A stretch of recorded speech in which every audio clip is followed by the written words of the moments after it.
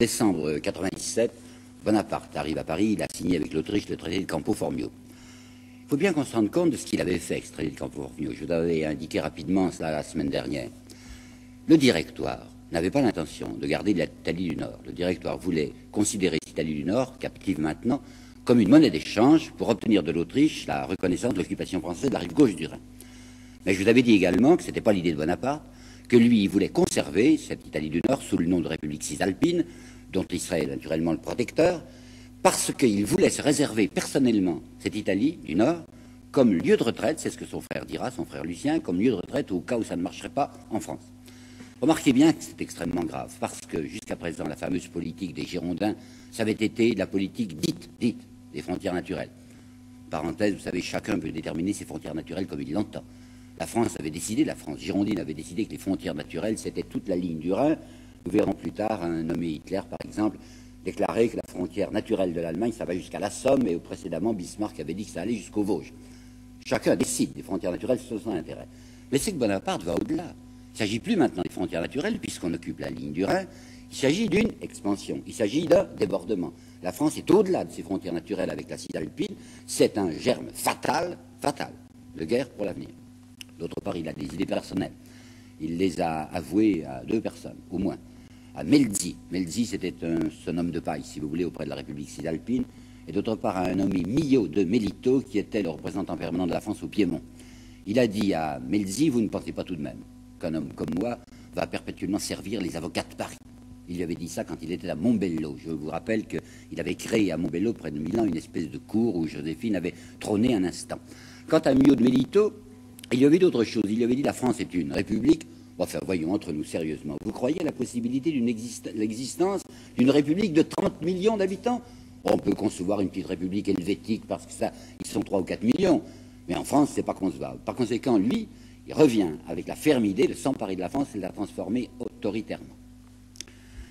Un certain nombre d'historiens bienséants qui nous parlent de Bonaparte nous disent que c'était une véritable trombe ascendante. Il est monté vers le pouvoir comme ça tumultueusement. C'est pas vrai. Lui-même a dit à plusieurs reprises, et en particulier à son complice, à son camarade Roederer, il lui a dit « je ne veux rien risquer ». C'est-à-dire je ne veux m'engager que quand j'aurai tous les risques, avec toutes les chances, avec moi. Et quand il arrive en décembre 97, il se rend bien compte que toutes les chances ne sont pas avec lui. C'est-à-dire que les gens du Directoire, les 5 Directoires, les pentarques dont je vous ai parlé, regardent avec quelque stupeur et quelque inquiétude ce général qui s'est transformé en politicien, qui a fait de la géopolitique, qui s'est attribué des fonctions diplomatiques qu'il n'avait pas, et on n'a qu'une idée, c'est de lui voir les talons. Il s'en rend compte et il y a quelqu'un qui va le guider. Quelqu'un, c'est Talleyrand, qu'il appellera toujours lui Talleyrand. Bon. Qui c'est Talleyrand? Vous vous rappelez, c'est un ancien évêque qui s'est laïcisé, il était l'évêque d'Autun, il a fait de la politique, il a quitté l'Église, et il s'est occupé beaucoup des affaires de 90-91, puis, quand ça a mal tourné en 92, grâce à Danton du Reste, il est passé en Angleterre et de là aux États-Unis. Il a attendu que la situation redevienne possible en France. Son amie et ex-maîtresse, Madame de Staël, c'est une entremise pour le faire rentrer. Marie-Joseph Chénier est intervenue auprès du Directoire pour qu'on lui permette de revenir. Au début de l'année 97, Talleyrand est rentré en France. Un homme comme Talleyrand, quand il rentre en France, ça y est, c'est pas pour n'y rien faire. Il veut gagner de l'argent, c'est sa grande préoccupation. Alors toujours grâce à Madame de Staël, il va s'arranger pour obtenir un ministère important. Et au mois de juillet 97, vous voyez, nous sommes dans cette année-là, au mois de juillet 97, le voilà ministre de ce qu'on appelle aujourd'hui Affaires étrangères, et qui s'appelait alors les Relations extérieures. Il y a dans les mémoires de Barras un détail extrêmement significatif sur le jour où Talleyrand a appris sa nomination de ministre des Relations extérieures. Quand il est sorti du Luxembourg, le palais du Luxembourg où il y avait le gouvernement, il était accompagné de Benjamin Constant. Vous savez, il y a entre Benjamin Constant et Talleyrand une ressemblance extrême. On pourrait dire qu'ils se ressemblent comme 2 gouttes de pu. Alors, dans le fiacre où il était avec Benjamin Constant, il lui a pris le genou. Il lui a pétri le genou, Talleyrand. Et il lui a dit, nous allons faire une fortune immense. Donc l'idée de Talleyrand, dès qu'il arrive ministre des Relations extérieures, c'est de faire sa fortune. La fortune de la France ne l'intéresse pas, sa fortune. Et immédiatement, on va le voir au travail, selon sa méthode de concussionnaire délibéré. Il va y avoir une indemnité à régler du côté de Naples. On s'est emparé de Naples, c'est la République parthénopéenne. On a imposé, bien sûr, une énorme indemnité de guerre aux gens de Naples. Alors Talleyrand leur dit, si vous me versez à moi 2 millions, je vous promets que je vais faire baisser de 2 ou 3 millions, de 4 ou de 5 millions votre indemnité de guerre. Ça marche, c'est un nommé Ruffo, le ministre Ruffo qui traitait l'affaire. Talleyrand reçoit son argent et les Napolitains paieront moins cher. La même année, du reste, il réussira moins son coup avec les délégués américains. La France était dans une situation difficile avec les États-Unis. Il y avait des problèmes d'indemnité pour des bateaux. Et lorsque les délégués américains arrivent à Paris, ils reçoivent le lendemain même à leur hôtel un émissaire de Talleyrand qui leur dit « Écoutez, c'est comme ça qu'il faut faire avec M. Talleyrand. Il faut mettre sur la table une enveloppe. M. Talleyrand demande 250 000 $. Ils n'ont pas marché. Cette fois, les Américains n'ont pas voulu marcher. Ça n'empêche pas qu'au bout d'1 an et demi de présence sur l'action extérieure, Talleyrand a déjà personnellement mis de côté environ 2 millions. Il est fait pour s'entendre avec Bonaparte. Et il lui dit « Attention, mon garçon, j'ai l'impression qu'on vous surveille. Il ne faut pas aller trop vite. » Lui, personnellement, il l'a flatté terriblement. Lui qui était ministre des Relations extérieures, à l'égard d'un général abusif, d'un militaire abusif dont je vous ai parlé la dernière fois, voilà ce qu'il lui disait.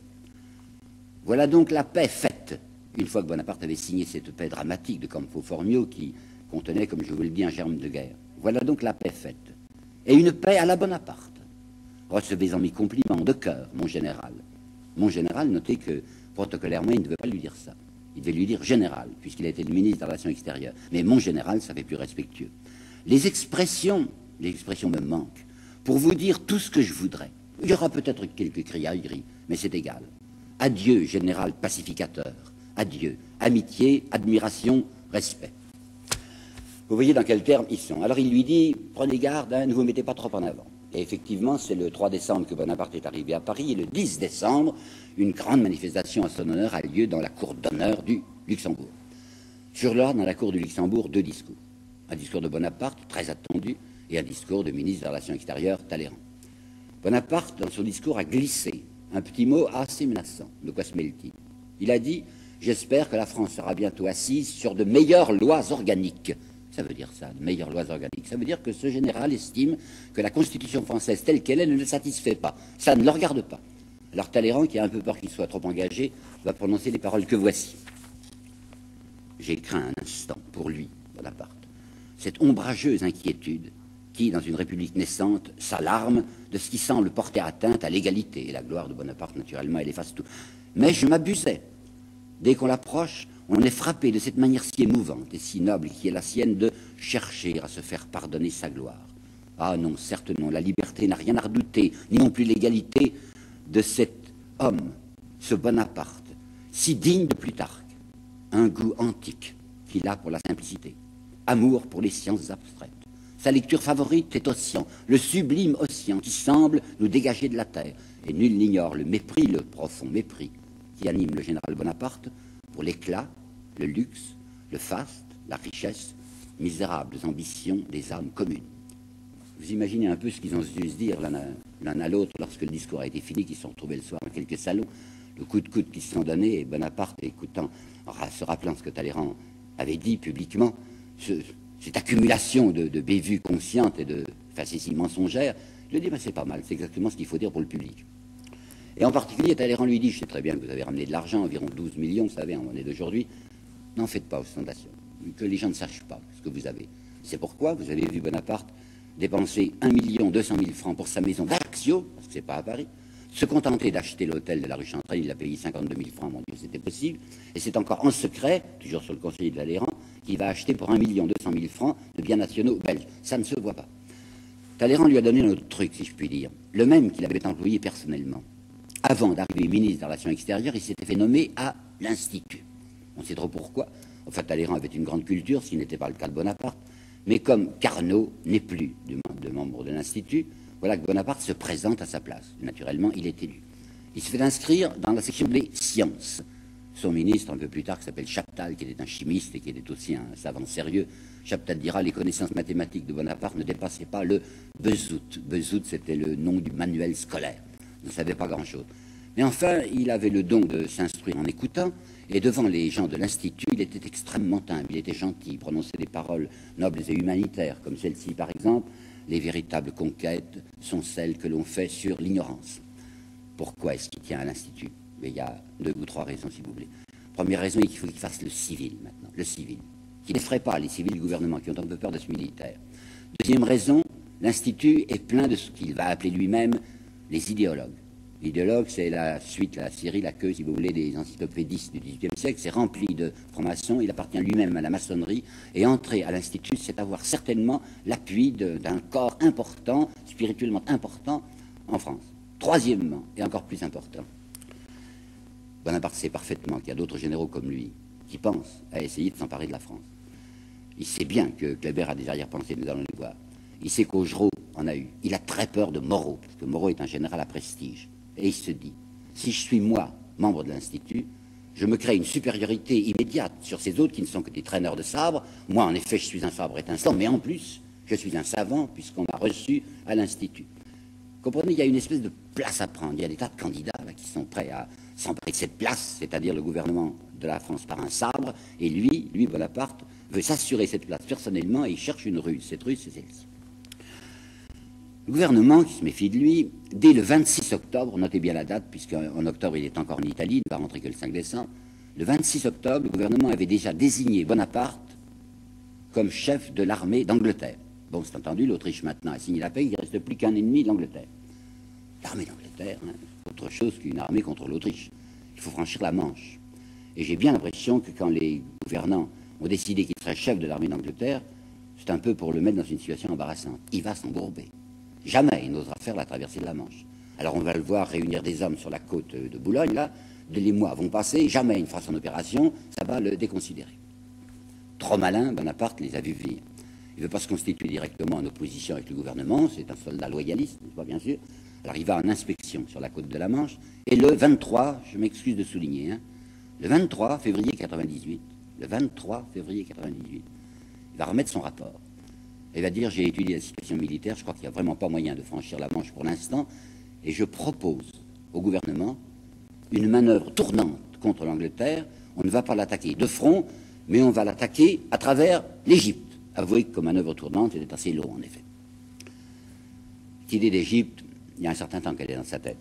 Pensez que le 10 février 97, déjà, dans Cône sur la rive adriatique, il avait dit, en 24 heures, on va d'ici en Macédoine. Tiens, il pensait à Macédoine, Alexandre.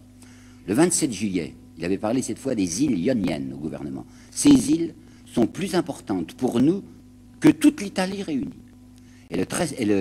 Au mois d'août 97, il faut nous emparer de l'Égypte. Ah, il faut nous emparer de l'Égypte. Quelle est donc son idée? Je sais bien que Leibniz, sous Louis XIV, avait déjà fait une proposition pareille. Il avait dit que la possession de l'Égypte pour la France serait d'un grand intérêt économique. Talleyrand, dans une lettre du 23 septembre 97, Talleyrand, ministre des Relations extérieures, dit à Bonaparte, oui, vos idées sur l'Égypte sont intéressantes, nous sommes en train de perdre nos colonies des Antilles, on remplacerait comme colonies, point de vue commercial, on remplacerait ces Antilles perdues que les Anglais nous ont prises, on les remplacerait par l'Égypte. C'est pas ça l'idée de Bonaparte, il faut bien comprendre. Je vais vous dire là une chose à laquelle je tiens beaucoup, qui paraît scandaleuse et révolutionnaire, mais qui est la vérité. C'est un apatride, Bonaparte. C'est un homme qui est sorti de Corse, qui a détesté longtemps la France, qui ne s'intéresse pas à la France. Il a été reflué sur la France parce qu'il n'a pas réussi son coup, vous savez, le faux départ en Corse. Il a francisé son nom parce que c'est sa femme qui lui a dit, Joséphine lui a dit Bonaparte, c'est pas bien, il faut mettre Bonaparte. Alors à partir de l'expédition d'Italie, il a signé Bonaparte, ce qui fait plus français. Mais il n'est absolument pas français dans le sang, dans les mois. La France est un terrain de chasse, simplement pour lui. Alors il se dit, comme il n'y a pas moyen pour l'instant de faire une opération sur Paris, comme il ne peut même pas se faire élire directeur parce qu'il faut avoir 40 ans pour être directeur et qu'il est bien loin d'avoir ses 40 ans, alors il va reprendre une idée qu'il avait eue, vous vous le rappelez peut-être, en 95, lorsque Constantinople, enfin le sultan, avait demandé des généraux instructeurs français. Je vous ai dit qu'à quel point ça l'avait intéressé, parce qu'il s'était dit, là-bas, Constantinople, l'Orient, Eldorado, enfin, je vais pouvoir faire une fortune énorme à la Talleyrand. Mais maintenant, il est dans une situation bien différente et bien supérieure. Autrefois c'est pas loin, il y a 3 ans, en 95, il aurait été simplement un général instructeur envoyé auprès des Turcs. Maintenant, il est général d'armée. Alors il peut se diriger vers l'Orient à la tête d'une troupe. Il peut être un conquérant. Ubi, bene, ibi, patria, vous savez la formule. Là où je suis bien, là où j'ai de l'argent, là c'est ma patrie. Eh bien, Bonaparte, en 98, est quelqu'un qui se dit, du côté de l'Égypte, il y a une énorme fortune à faire, je vais partir, je vais plaquer la France, ce qui m'intéresse, c'est la destinée d'Alexandre, c'est la conquête de l'Orient. Il racontera plus tard, 99, l'année suivante, il a été, pour ainsi dire, déporté, oui, déporté, par les directeurs qui ne voulaient pas de lui. En fait, il a beaucoup insisté, terriblement insisté, pour l'avoir, cette expédition d'Égypte. Et Talleyrand va l'appuyer dans des conditions mystérieuses. Vous allez voir pourquoi j'insistais sur le 23 février tout à l'heure. Talleyrand, oui, lui dit, vous avez raison, c'est une bonne idée. Mais voici qu'au début de l'année 98, Talleyrand écrit à sa maîtresse, Madame Grant, une Anglaise qui va d'ailleurs bientôt épouser, il lui dit, je pousse, écoutez bien ça, hein, je pousse beaucoup Bonaparte à l'expédition d'Égypte pour faire plaisir à nos amis anglais. Comment?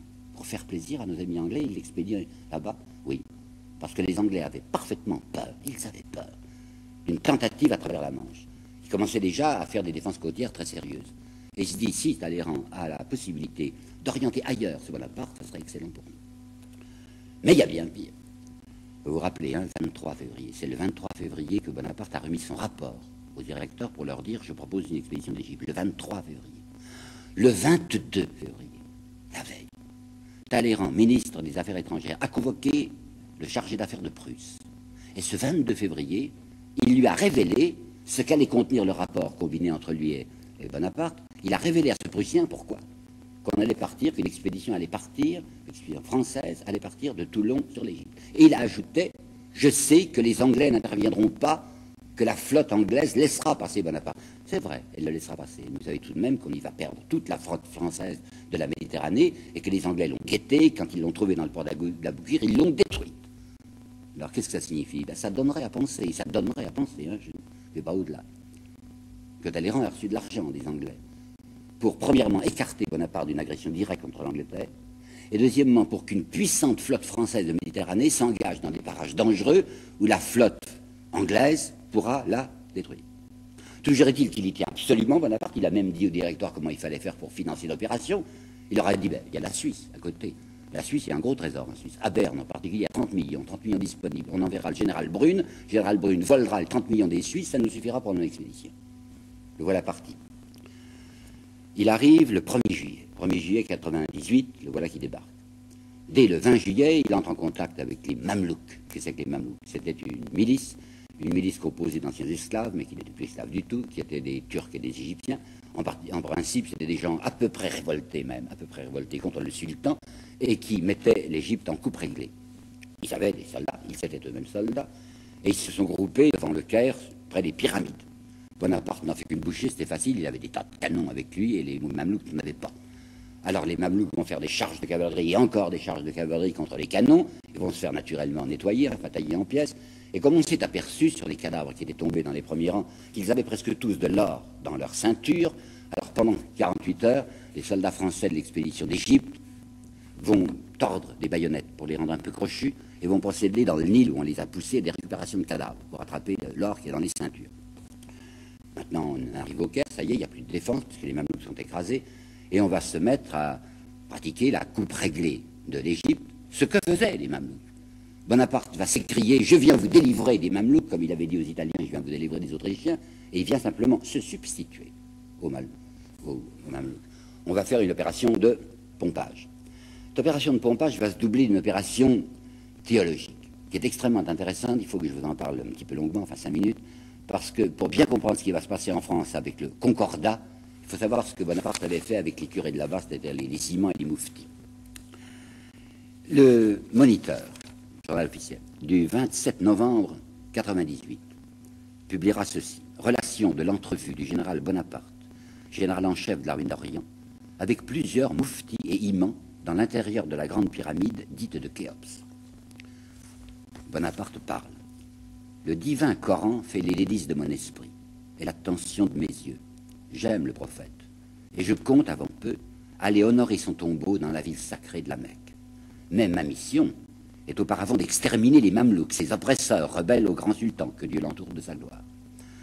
Sur le pape à présent, si j'ai tempéré par ordre d'en haut, car c'est un missionnaire du ciel, voilà, par ordre d'en haut, l'orgueil du vicaire d'Issa, Issa c'est Jésus, en diminuant ses possessions terrestres, c'était pour lui amasser des trésors dans le ciel. Malheur, 3 fois malheur, à ceux qui recherchent les richesses périssables et qui convoitent l'or et l'argent, chose semblable à la boue. Vous imaginez un peu Talleyrand et Madame de Staël, qui aime toujours beaucoup Talleyrand et qui est folle de Bonaparte. Vous les imaginez lisant à Paris dans le bulletin, enfin, dans le Moniteur, ce que je viens de vous dire là. Ils ont dû pouffer parce qu'il est fort, parce qu'il est malin, Bonaparte. C'est pas tout. Comme il a amené des aérostiers avec lui, et aussi comme il a fait établir un paratonnerre au-dessus du palais qu'il avait choisi au Caire, un char céleste montera bientôt par mes ordres jusqu'au séjour des nuées, et la foudre descendra vers la terre le long d'un fil de métal dès que je l'aurai ordonné. Puis viennent les exhortations positives. Moufti, imam, moullah, derviche, instruisez le peuple d'Égypte. Encouragez-le à se joindre à nous pour l'anéantissement des Mamelouks. Favorisez le commerce des Francs dans vos contrées et leur entreprise pour parvenir d'ici à l'ancien pays de Brahma. Vous avez entendu? Leur entreprise pour parvenir d'ici à l'ancien pays de Brahma, l'Inde. Par conséquent, l'idée d'Alexandre, l'idée de franchir l'Euphrate, l'idée de se diriger vers l'Indus, elle est déjà là. Éloigner les insulaires d'Albion, race maudite, telle est la volonté de Mahomet. Ben, les Français vont lire ça, mais il y a deux nouvelles qu'ils ne liront pas, que Bonaparte va cacher. Premièrement, une terrible révolte qui a éclaté au Caire au mois d'octobre. C'était fatal, puisqu'on les saignait, ces gens. La révolte a été écrasée par les moyens que vous connaissez. Il y en a des masses qui s'étaient réfugiés dans une mosquée. On va tirer sur la grande mosquée. Comme des paysans se sont soulevés aussi parce qu'on extorque au fait là tout ce qu'on peut leur extorquer, Bonaparte organise une petite cérémonie sur la grande place du Caire-les-Béquiers. Des mules et des chameaux arrivent portant des sacs. Je ne sais pas, c'est un peu rond, parce que c'est des courges. Et puis on ouvre les sacs devant le public. Et ce sont des têtes coupées, environ 200 têtes coupées qui sont là pour l'édification des populations. Bon, alors la deuxième nouvelle que les Français ne doivent pas savoir, c'est ce qui s'est passé le 1er août. Et bien le 1er août, la flotte française qui avait été cernée à Aboukir a été totalement détruite par les Anglais. On est coincé. L'expédition militaire française, les 35 ou 38 000 hommes qui sont là sous Bonaparte, sont coincés en Égypte, ne peuvent plus rentrer en France. Croyez-vous que Bonaparte n'en est bouleversé? Mais absolument pas. C'est ce qu'il voulait, c'est même un signe du destin. Cet homme est superstitieux, il croit au destin, il croit qu'il a une étoile. Et il se dit, on m'indique que je ne peux pas rentrer en France et que les astres, enfin le ciel, les dieux, sont pour moi, pour me pousser dans la direction de l'Inde. Alors, au départ, on va se diriger d'abord vers le nord, vers la Syrie, vous savez, vers Jaffa, vers Saint-Jean d'Acre, et de là, on piquera du côté de l'Euphrate. Ça va pour Jaffa. Jaffa, c'est un peu défendu, c'était le 7 mars 99, et comme on avait fait 2000 prisonniers, des Albanais du reste, et que Bonaparte ne voulait pas s'alourdir de 2000 prisonniers, il les a fait d'abord fusiller, et puis pour économiser les munitions, ceux qui n'étaient pas morts sous les décharges de fusils, on les achèvera à l'arme blanche. 2000 qui sont ainsi nettoyés. Le 19 mars, on arrive devant Saint-Jean d'Acre. Là, il y a un os, il y a un peu pas. Il fallait une artillerie de siège. Saint-Jean d'Acre, c'était une forteresse. Or, les Anglais avaient attrapé les 3 navires chargés de l'artillerie de siège que Bonaparte avait essayé de faire parvenir par cabotage en longeant la côte. Les Anglais les avaient pris. Alors on n'a pas une artillerie suffisante. Et pendant des mois, du 19 mars au 28 mai, 6, 7, 8 assauts que Bonaparte va faire lancer contre la forteresse d'Acre, il n'y a pas moyen. Il perd des quantités d'hommes, impossible. Il dira plus tard, c'est devant Acre que ma fortune a changé. À savoir que, puisqu'il n'y a pas moyen de passer, puisqu'il y a un barrage, puisqu'il y a un verrou, ben c'est entendu, on va refluer. C'est très mal de refluer, vous savez, pour ça, sur son prestige. Alors on ne le dira pas, naturellement, il y aura un nouvel incident à Jaffa, l'incident des pestiférés. Les laudateurs de Bonaparte disent c'est pas vrai, enfin ce dont on l'a accusé au sujet des pestiférés de Jaffa. Et même, vous voyez, dans la plupart des livres d'histoire, Bonaparte qui touche les bubons des pestiférés. Ben, nous savons par lui-même, par les confidences qu'il a faites à Bertrand, que c'est parfaitement vrai. Il y avait environ 200 soldats français qui avaient la peste, qui étaient à Jaffa. Bonaparte a dit, je ne veux pas que les Turcs fassent des prisonniers, vous allez me tuer, tout ça. Alors les soldats français atteints de la peste dans les hôpitaux de Jaffa ont été expédiés au sublimé corrosif. Il ne faut pas que les gens du Caire, et il ne faut pas non plus que les gens de Paris, sachent ce qui s'est passé devant Saint-Jean d'Acre. Alors Bonaparte envoie des gens au Caire pour prévenir que le général rentre à la suite de glorieuses victoires. Il envoie un bulletin à Paris disant « J'ai été obligé de faire une expédition contre Acre qui s'était soulevée, j'ai rasé la ville, il n'est pas rasé du tout. » Enfin, il rentre au Caire avec l'idée qu'il faut rentrer, lui, tout de suite à Paris, le plus vite possible. D'autant plus que des nouvelles viennent de lui parvenir. Ce sont des journaux étrangers qui ont été saisis, et dans ces nouvelles, il y a ceci. Une coalition s'est dirigée contre la France. La Russie nous attaque. Pourquoi? Grâce à lui. La Russie voit arriver les Français du côté de l'Égypte. Ils se disent, ils vont monter sur Constantinople. La Russie se réserve Constantinople. Alors le premier résultat qu'a eu l'expédition d'Égypte sur la France, c'est de nous jeter les Russes sur le dos. Les autres Russes nous ont refoulés en Allemagne, se sont emparés de l'Italie du Nord, c'est une chose extrêmement mauvaise. Et d'autre part, Bonaparte apprend qu'il y a eu 2 coups d'État en France, le coup d'État du 22 Floréal, le coup d'État du 30 Prairial, c'est-à-dire du 18 juin 1998, et que Sieyès, qui s'était fait nommer ambassadeur à Berlin, est revenu. Si Sieyès est revenu à Paris, c'est quelque chose de prépare. Par conséquent, lui, Bonaparte, veut rentrer le plus vite possible en se disant, s'il y a un coup à faire, il faut que j'en sois. Deuxièmement, ça c'est une nouvelle officielle qu'il a eue par les journaux, mais il a eu une lettre de son frère, Joseph, et ça l'a mis hors de lui. Il y a 2 récits là-dessus, on a vu les meilleurs pâlir dans tous ses états à la suite de ce que lui racontait son frère. Quoi? Joséphine. Joséphine, il savait parfaitement, Bonaparte, qu'elle était la maîtresse d'Hippolyte Charles, entre autres. Vous savez, Hippolyte Charles, le loustic de régiment, l'homme des calembours. Seulement, ce qu'il apprend par son frère, c'est qu'elle a, non pas acheté, mais loué, ou peut-être acheté sans payer, la Malmaison. Cette magnifique propriété de la Malmaison. Et qu'elle est installée là, à la Malmaison, avec son Jules. Enfin, je me trompe, avec son Charles. Alors, vous comprenez, ça lui fiche un coup. Enfin, non seulement il me trompe, mais en plus, c'est moi qui dois payer les frais. Alors il écrit une lettre folle à son frère, il lui dit, j'ai plus de quoi vivre. Vous vous rendez compte, j'ai plus de quoi vivre avec tout l'argent qu'il avait ramassé là-bas, il faut que je rentre tout de suite.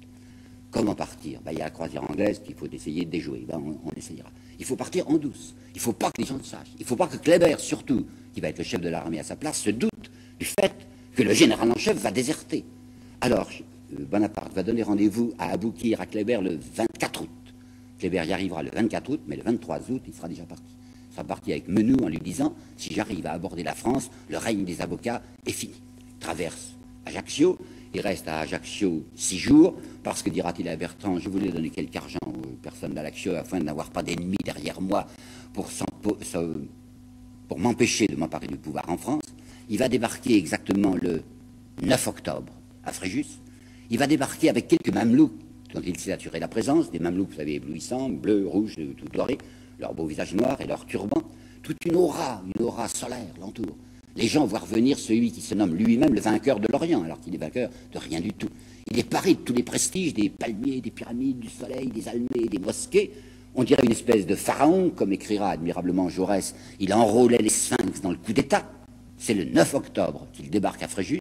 Dans un mois, ça sera le 9 novembre. Et le 9 novembre, ça s'appelle dans le calendrier révolutionnaire le